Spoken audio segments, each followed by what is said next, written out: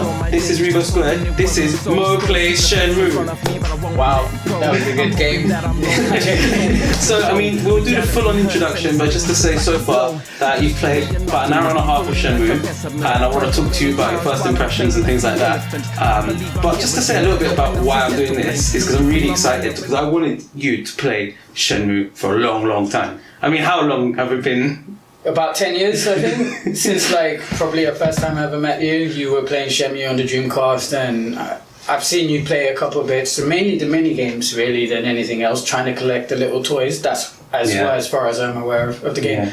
Yeah. Just seeing you play it, and that's my experience of it. It was actually the first ever time that I actually played Shenmue. Yourself. And I think for me, that's what it was, is that I wanted to see you play it for yourself. Like, not watch someone else play it. I didn't even want to be in the room. I'm like, no, you just need a little capsule here and just catch what you're doing. And I know you've recorded that, and that's going to be up on YouTube anyway, if you want to see that. But for me, I think the timing's perfect, because I've been asking you to play this for ages anyway. Way back. Even before Shenmue 1 and 2 was released on the PlayStation this week. You were asking me to play this game ever since till the first time you asked me to play this game is when I had a hairline. That's not just a hairline, you had an afro. I had an afro and a hairline, so that was the first time I ever asked me to play this game. And I think for me, it's like I said, it's a perfect opportunity now, because all eyes are on Shenmue for me, and I think this might be an opportunity for you to talk to me about Shenmue as much as it's about me to talk to you about it. There's a few questions I really wanted to ask you about the game, really, from playing it to first impressions. So, but just then, before that, what was your idea about Shenmue before yesterday? Because you played through it yesterday. Like, what was your impression generally, apart from this guy's weird and likes Shenmue a lot? A lot, really, so a lot. But anyway, for my first impressions, because when the game first came out, I never had a Dreamcast myself, so I never got the opportunity to play it.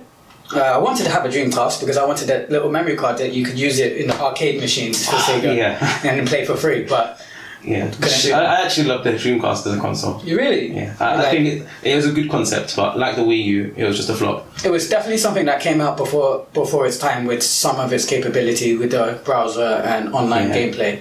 That was something that was a years ahead of its time, and I don't think there wasn't an infrastructure or people aware of it, and So that was that was good, almost 20 years ago now. 2001. 98 to 2001, that type of time. What year did the game come out? The game came out of 2000. 2000, But Dreamcast came around that time. So I could actually ask, at that time, were you into technology? Were you into video games? Were you caught up video game news? That kind of stuff. Where did you get your video game news from? At that time, other than having up to that time, I had a PS1. That was lucky that I got given it, because regards to having any of the other games consoles, I would go into the Argos catalogue and cut them out of the Argos catalogue, put it on the wall and say, look, I got an Xbox and PS2, like a Nintendo 64, Your wish list. The wish list, it was every Christmas, everyone got presents, I just got the Argos catalogue, but as a game, it was at that time I was really into game. I was already into gaming. There's been a couple games that have allowed me through my younger years of having, for me, in my younger years, I was quite bullied a little bit. So it was a way of escape for me, in that time. And so I only had that game, and I was constantly playing it throughout. And was that a PlayStation 1? At the PlayStation 1, playing Michael Owen's Soccer 99. Not FIFA, Michael Owen sponsored game. When he was the height of his career. And also playing Croc, Medieval as well. I think that's getting a re-release as well. Medieval? Yeah. I would love to play I'm pretty sure that got announced some PSX, I think, earlier this year. Really? So that's really cool. What else? I'll play through that for you. Nah. I'm going to make you play a game that... I'm not going to say what it is at the moment, but he will be playing through a game, and I'll promise you he will like it so much that he'll probably get into stocks and shares after learning how to analyze the data. So I had to go to my friend's house, or not friend's, friend house, to go and play like 64, for example, to play Pokemon Coliseum Stadium and stuff like that. So I never had a big experience in like within the Sega. I had a Sega Mega Drive 16-bit before previously, so the best. But this game, so like, when was the first time you heard of Shenmue? The first time I've ever heard of Shenmue is when you were crying about Shenmue 3 probably not getting released. Really? Yeah. When was that? That was a good like 9-10 years ago. Yeah, good 9-10 years ago. Yeah. Because I was like, what is this game? And you're like, you don't know Shenmue. You know? I was like, of course I don't know Shenmue. Like, who else knows Shenmue? You know? Because it's a niche game. At that time, it is a niche game, but if it's not Grand Theft Auto, it's not Mario. Yeah. Like, you can't expect general public to have heard of it. Well, considering the fact that this was only up till like what 10 years ago, like 9 years ago, the most expensive game of all time. Yeah, to make. The most expensive game of all time to make. You think that it would be in the public's minds a lot more than what it is with a niche following. I think there wasn't much marketing regards to the game being released. Probably got spent into the budget in making the game, and Dreamcast failure. And that's the Dreamcast failure is a major contributor to that. Yeah. To the fact that the game wasn't in the public's eye, because really, like, Dreamcast, it was a prototype, it was ahead of its time, but not enough people bought it. PlayStation 2 came along, swept the market out. I remember when PlayStation 2 came along, it was like there was a glitch. The first day it came out, there was a glitch in, I think it was a Tesco's or something like that, in one of the leading chains of supermarkets, that they had a price glitch. Mm-hmm. On the PS2 from when it first came out. Instead of costing a couple of £100, it actually cost £60. I've heard about these glitches happening every now and then, and I've never experienced them. I've never had that opportunity to get that. Yeah. But so, like, I think it was like unintentional glitch. That's 2 apostrophes because one hand is broken, so you can't see the other hand. But like, so people swept to that and bought the PS2, and it's also Sony, and it's this actually. Like from PS1, the PS1 was a major seller, and so PS2 was definitely a lot more better compared to the PS1. So Dreamcast didn't have that. It didn't have that man share. People weren't as aware of it. Yeah, definitely not. And so you first heard of Shenmue with me talking about it. What was your thoughts going into this? Not talking about it, crying about it. Okay, but like, thank you for that. But, like. So, I mean, obviously you can see I'm a big Shenmue fan. I've got my Shenmue t-shirt. If you haven't seen that, I've got my Shenmue watch right there. Yeah. Wait for it. Anyway, so like, going into this game, like, what was your thoughts? What was it going to be like playing it? Because you've seen me play it a little bit. Yeah. What did you think it was going to be like? To be honest, considering that, am I correct to say this was the first sandbox game, wasn't it? The 3D. It wasn't the first, but it was definitely one of them. I can actually say 3D open world. I think there was. I was reading there was like one that came out before it on PS1, but not to this scale and not to this depth. Really, I would say. That level of detail. Yeah. So, and you knew about that, I guess. Yeah.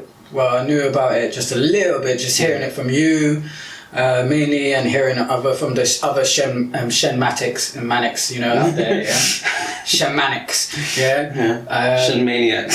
Shenmaniacs, that's like... Shenmunity. Oh my god. Oh, yeah. There's so much love in this game.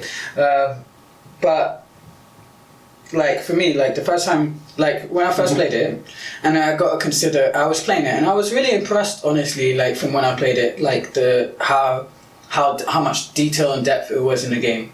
And considering there are a lot of games out there that are open world that came out recently in the last couple of years who are open world but more limited in the depth, for example, going into knocking on people's doors, which I had the experience of just continuously knocking on people's doors just to find out. Did you knock on everyone's door? I tried to knock on as much people's doors as I can, you know. Did anything happen?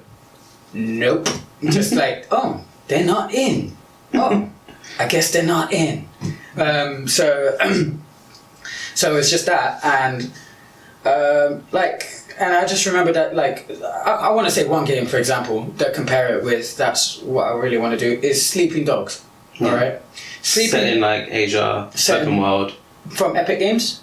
Yeah, I think so. I think it's from. Yeah, but it was released by Square Enix anyway. Okay, so so with that game, it's an open world and it's vast world, there's a lot of places. There's only a few places where you can actually just go in and actually go inside the place and like the clubs or the bars or anything. There's very few places where you can go inside where already in the first half an hour playing Shenmue, I felt like it's already like the same level of open worldness that you can go into shops, travel agencies, like walk down the street, you can interact with everyone. It's not the same thing that you can do with Sleeping Dogs and a lot of definitely like a lot of other open world games. That how you can level of interaction and talk to other people. So I was going to say about the talking to people, because that's quite like, is you talk to, I mean, I popped in when you were doing the stream, I didn't hang around for the whole time, but you go and talk to people. Did you know you could do that?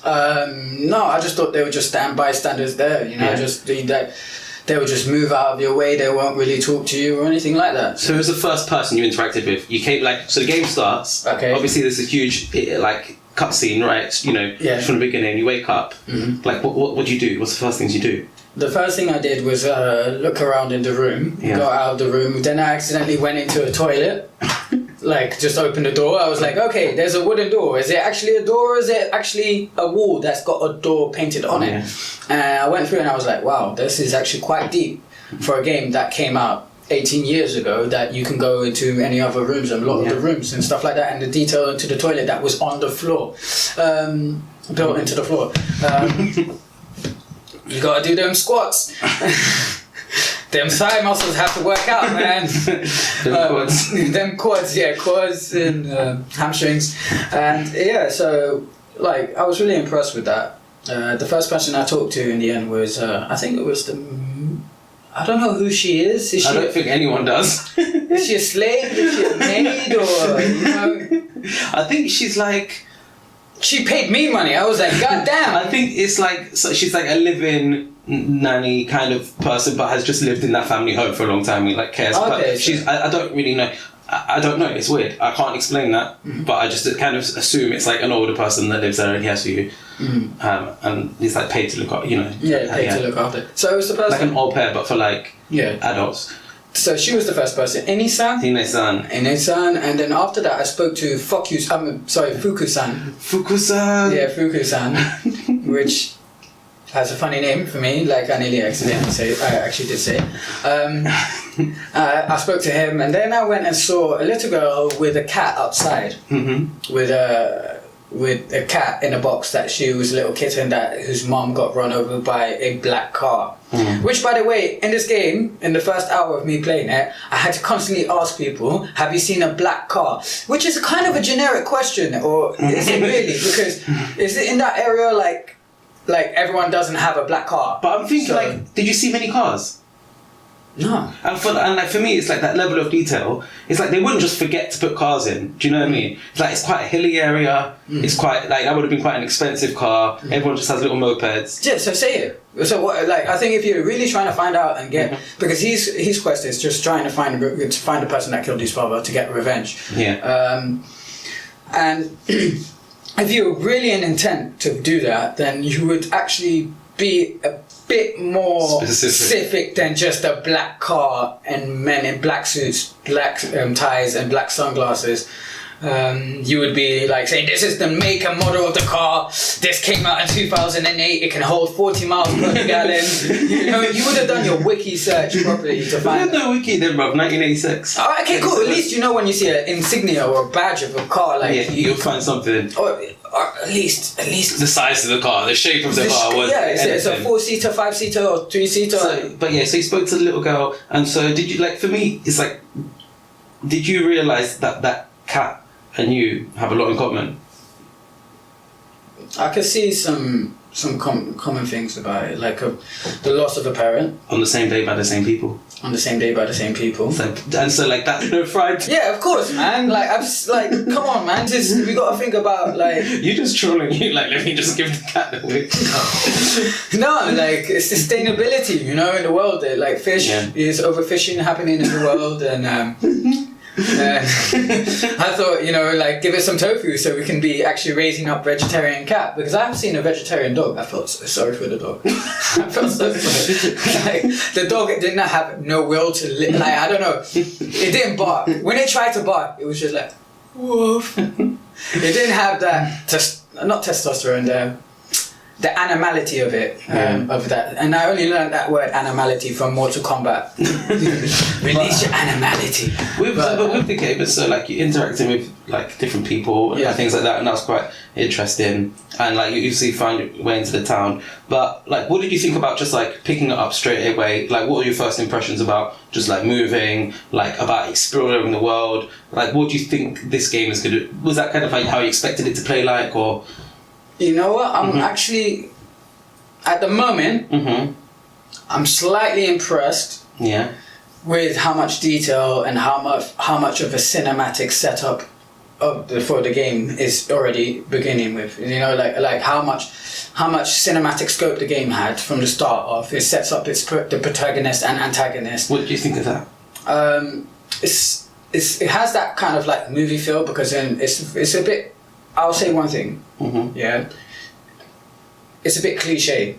Yeah. Like, you killed my father, this and that, and setting up. But that's just setting up the characters and setting up the storyline, the plot, and so you can ease your way into the game, like straight away. Bang, you know what's happening, what's going on. There's not much of a mystery. The only mystery is of trying to find this person. Yeah. It's like that was really cool. Another thing is just remembering that this game came out in 2000. I thought it was 2001, to be honest, but this game came out in 2000, and to have that level of cinematic scope and that level of depth compared to other games that came out at that same time is something that is impressive. Yeah. Like I have to admit that is something it is impressive, like for the game. But yeah, so it was cool, and what I did was just went around asking everyone, and that's why I ended up talking to everyone. Was asking about, have you seen this black car? And then it would be like Rio, the main protagonist, would be asking, have you seen the black car the day that the snow turned to rain 4 days ago?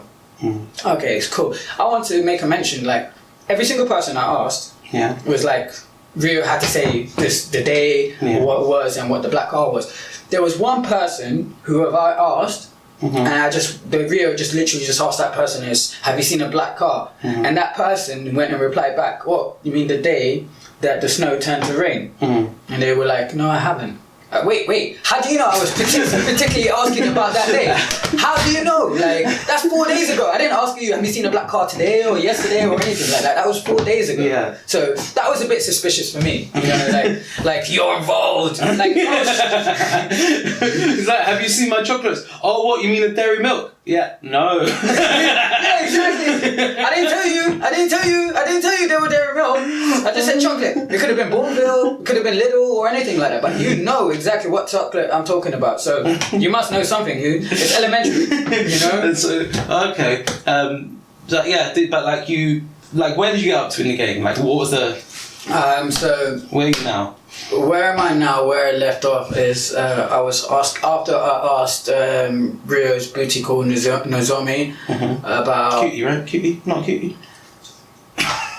You don't have to answer that. Anyway. I just keep thinking back to that day where there was a guy dressed as Nozomi. As Nozomi. At the meetup that we went to. Yeah, the meetup that we went to. Organised, should I say. Oh, yeah.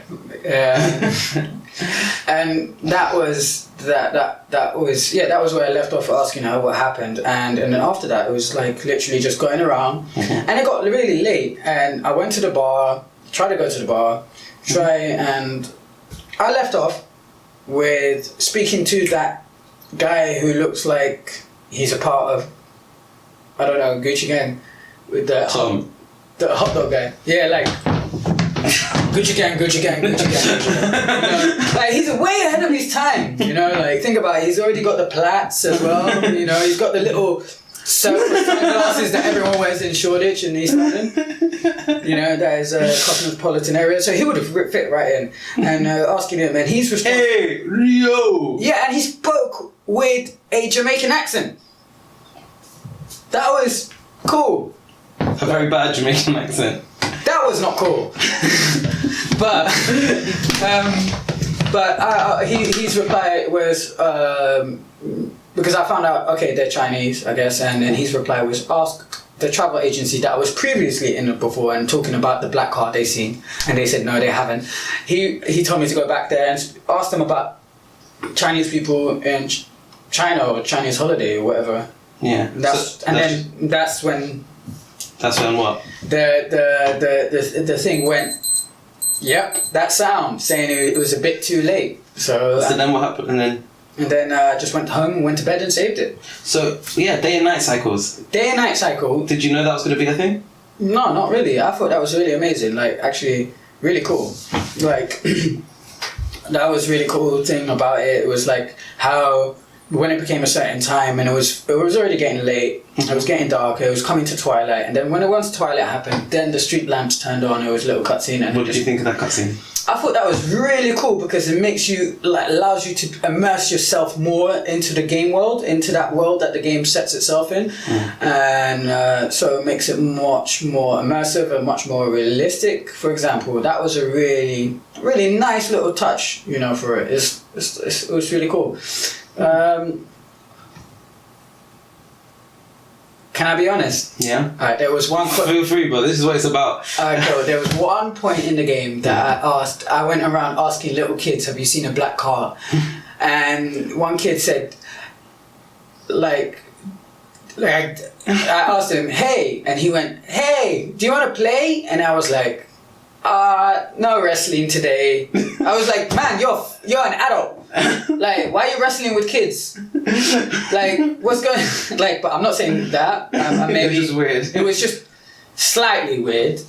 Yeah. Yeah, it was a bit. Anyway, I moved on from that. Went to the bar, looked up some lady who said I was a minor. You're not an adult now. Yeah, I'm not. You know, he's not an adult, but he's over, like, probably about 6 foot tall, nearly the same height or even taller than most of the adults in the game. Yeah. So he's still a minor, and that's where I left off. And so far from the game, there's so much detail and level of detail in the game that you won't find in many B-tier games that get released on the PS3. I'll say PS3. I'm not too sure of the PS4 games. Yeah. So I'll say PS3. There's a lot of B, C, D, E, F, G tier games that don't have the same level of detail into the game compared to Shenmue, which came out 18 years previously. Yeah. You know, 3-4 generations. Like, you were talking 18. Yeah, like, look, you know, like, all right, let's compare it. GTA 3. I mean, this came out before GTA 3. Yeah, it came out before GTA 3, but let's look at GTA 3, open world, third person, sandbox, and PS2, best console at the time. Well, best console. It wasn't the best console, but, you know, most popular, so it had the most resources. Yeah. Big company, lots of money put into it. Yeah, and there's definitely a lot more detail in Shenmue than there is in GTA 3, because you can actually, like in GTA, you can't, it's just blocked. You can't even, I mean, even if you can't go into the houses here, you can interact with it. Yeah, and whereas GTA is just blocks, like Minecraft level of Lego blocks, just the buildings and stuff like that, that just have a wall that with a door painting on it. And this was supposed to be a vast game, a vast open world. And I was really impressed by that game from when I played it back then. So comparing that Shenmue to that, it's like, I'm actually more impressed with Shenmue, and it has, I feel, at this moment, without getting too ahead of myself, I feel that Shenmue is so far a better game than GTA 3. Very different though, very different games, aren't they? Yeah, because GTA is a caricature of society and also satire of, like, social politics and all this bullshit, all this shiitake mushrooms. That was it, but Shenmue was like, no, you're in this time period, in this world, in this time, and you're this character, and you're human. So it's trying to, like, make it as realistic as possible, whereas, you know, like in GTA, you can get shot 50 times and just still... You can get shot, even just that. Yeah. You know what I mean? You know, it's just, it's like very different. But I mean, one of the things I really wanted to ask you so far, you've played about an hour and a half. Have you had fun with this game? Like, you played it for a little bit. If this was you, someone lent you their console, like, have you had fun? Or were there parts that you did have fun? Yeah, I had fun. There were parts that I did have fun, which was the mini games. Yeah. I had a fun because was this the game that was to actually introduce QTEs? I think so, yeah. So it was like to actually play a pioneering game that allowed to have QTEs in games. QTEs, would you like to describe to the audience what QTEs are? Well, yeah, it's like the idea is that there'll be a cutscene going on, but you'll be able to interact with it. So I think that was the idea behind it. So it wasn't that you'd just be watching a cutscene, but something would happen, and then a button prompt would come up, and then you would have an option to press it and interact with it, and you could lose, and that element of actually you could fail a QTE. So it's like you could fail a cutscene. Yeah, and there's not many games at that time that are doing that. And I say, and still to this day, you haven't experienced the best QTEs yet. Okay. Like there's some really, really cool QTEs in the future. Okay. In this series. I'm looking forward to it because the only QTEs I actually played was actually in the arcade. Yeah. Which was just saying beep beep beep beep beep beep beep dunk. Hit the button. Yeah, hit the button, and that was really cool. Another aspect that you had fun with was Space Harrier, which I'm aware was an arcade game in real life, wasn't it?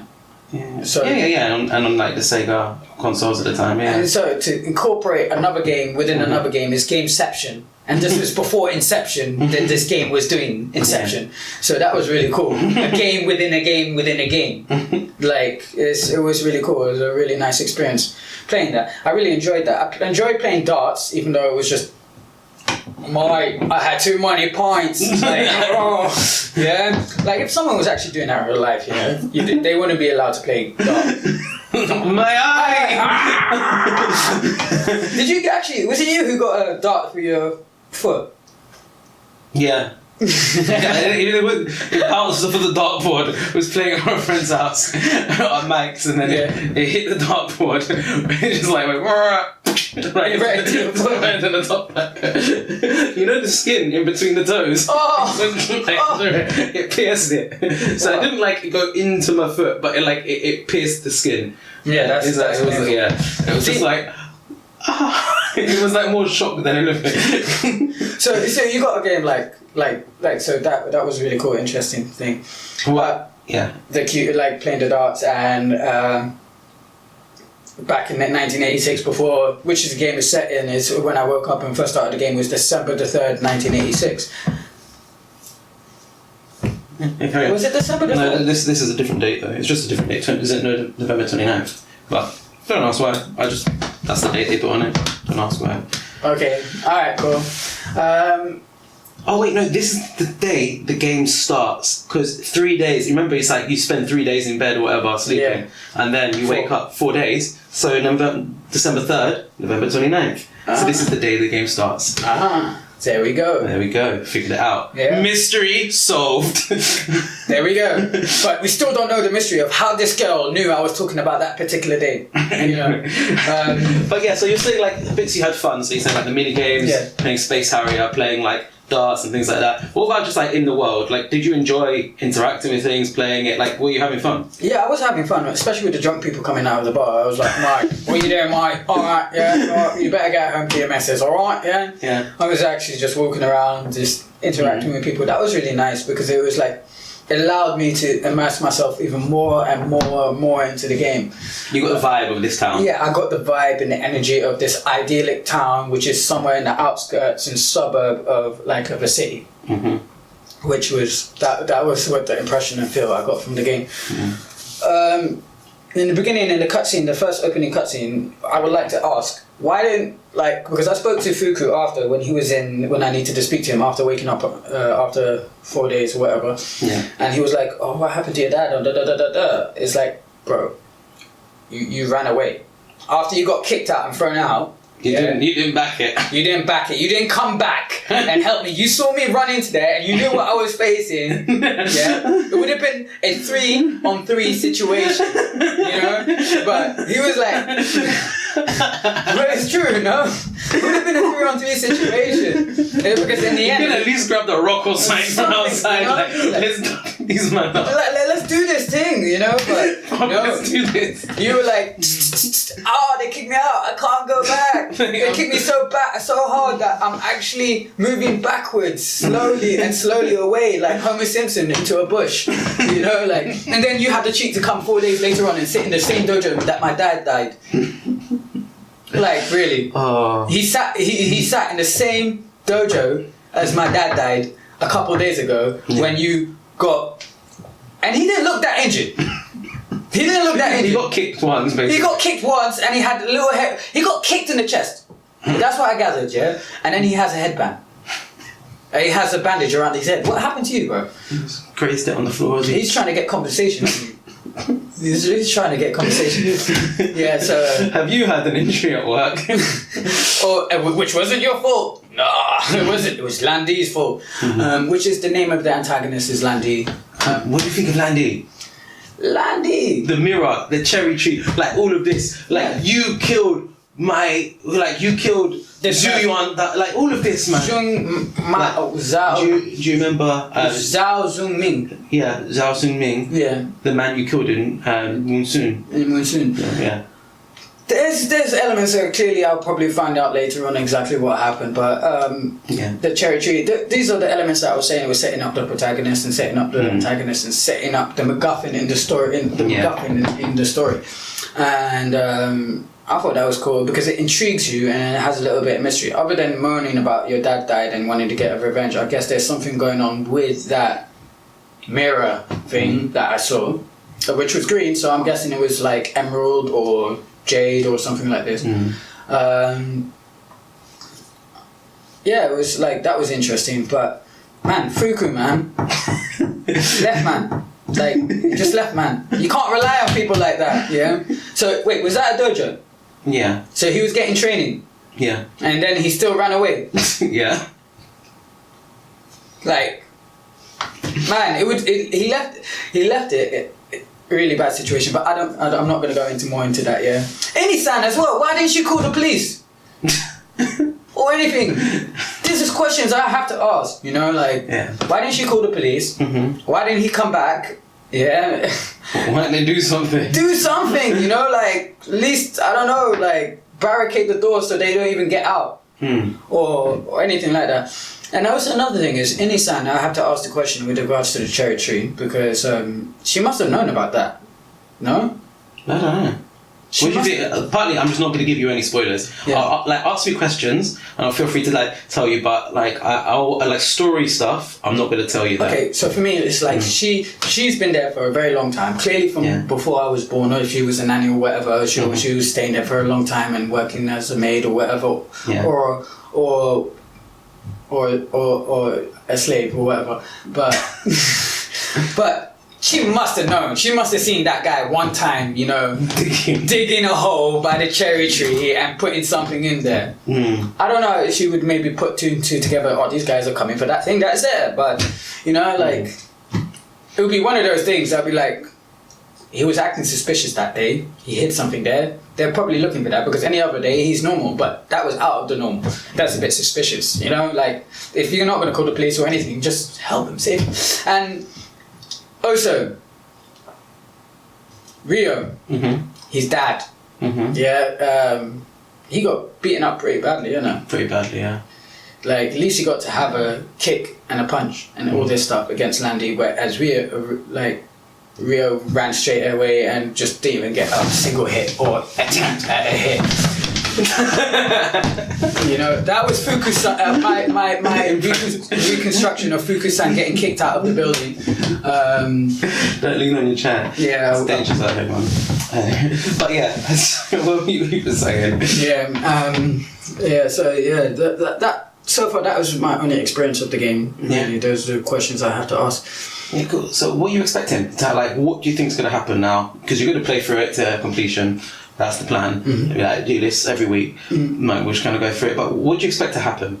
Alright, so what I expect to happen is it's obviously going to be... I feel like there's an 80s fantasy coming of age feel to it. So it's obviously finding Landy, finding like who the guy who killed my father, finding some mysteries and learning along the way and becoming a man.